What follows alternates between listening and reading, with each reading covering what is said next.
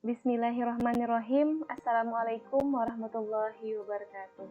Terima kasih atas kesempatan yang telah diberikan kepada kami. Di sini kami akan memberikan resume pemetaan kompetensi dasar dan indikator. Pembimbing dari materi ini adalah Bapak Dr. Andes Bambang Rudianto, MPD. Kami merupakan peserta PJJ Metodologi Pembelajaran Angkatan ke-7 tahun 2021. Perkenalkan nama kelompok kami, Ibu Hasanah SPD, Ibu Mariani Eshum, Ibu Sri Indrawati AMD, dan Ibu Yunda Uliana SPD. Pengembangan indikator dan materi pembelajaran merupakan dua kemampuan yang harus dikuasai oleh seorang guru.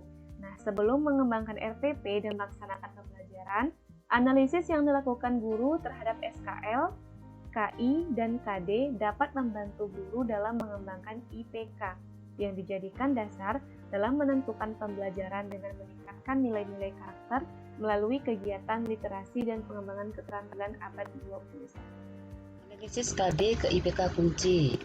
Untuk menganalisis KD ke IPK kunci, maka diperlukan pengembangan IPK, di mana pengembangan IPK itu sendiri harus memperhatikan hal-hal sebagai berikut.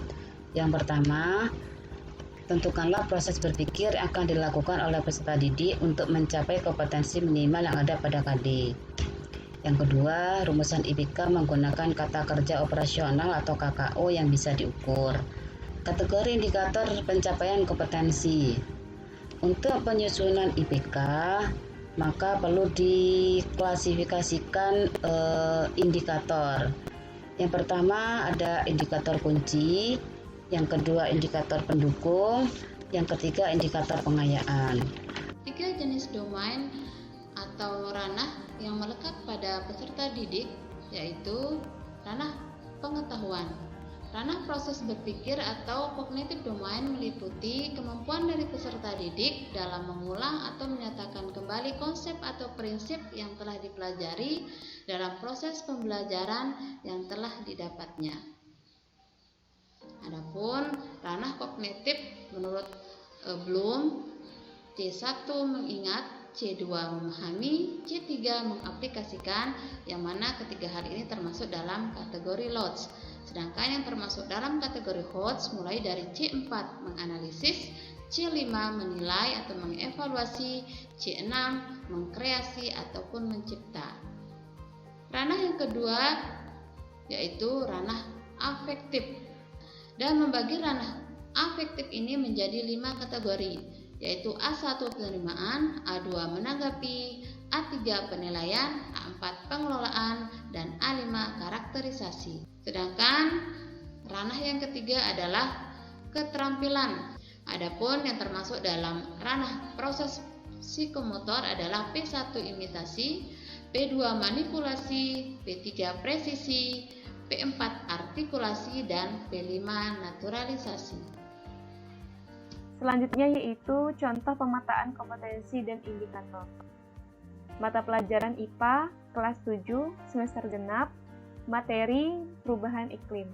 Kompetensi dasar pengetahuannya adalah menganalisis perubahan iklim dan dampak bagi ekosistem. Kompetensi dasar keterampilannya membuat tulisan tentang gagasan adaptasi atau penanggulangan masalah perubahan iklim. Untuk menentukan target KD, jadi pada KD pengetahuan yaitu menganalisis perubahan iklim dan dampak bagi ekosistem. Target KD-nya adalah menafsirkan pengaruh perubahan iklim dan dampaknya bagi ekosistem. Untuk KD keterampilan, membuat tulisan tentang gagasan adaptasi atau penanggulangan masalah perubahan iklim, dan target KD-nya adalah membuat tulisan tentang gagasan adaptasi atau penanggulangan masalah perubahan iklim. Analisis KD-nya di sini adalah merupakan analisis konseptual, di mana C1 mengidentifikasi, C2 menjelaskan, C3 mendeskripsikan, dan C4 menganalisis, dan C5 adalah mengevaluasi.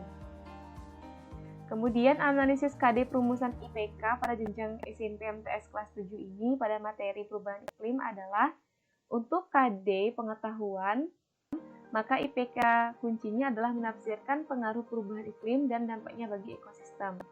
Kemudian KD keterampilan, IPK kuncinya adalah membuat tulisan tentang gagasan adaptasi atau penanggulangan masalah perubahan iklim. Tujuan pembelajaran. Tujuan pembelajaran ini melalui model problem-based learning dan pendekatan saintifik. Peserta didik mampu menganalisis penyebab terjadinya perubahan iklim dan dampak bagi ekosistem serta membuat karya tentang gagasan adaptasi atau penanggulangan masalah perubahan iklim dalam bentuk laporan tertulis secara kritis, inovatif, dan kolaborasi dengan kerjasama dan tanggung jawab yang baik. Patuhi rasa cinta tanah air dan rasa syukur. Sekian materi dari kelompok kami tentang pemetaan kompetensi dasar. Terima kasih. Wassalamualaikum warahmatullahi wabarakatuh.